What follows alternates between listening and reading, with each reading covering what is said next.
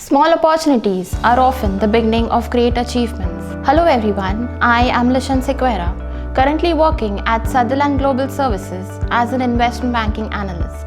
Vivekanand Business School has helped me achieve a lot of milestones in numerous areas and has given me the opportunity to learn and grow.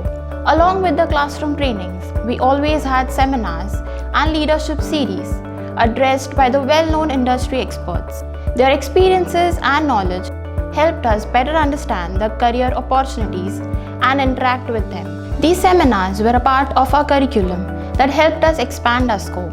Along with the program curriculum, the placement cell was always supportive and has always brought the best opportunities from the industry.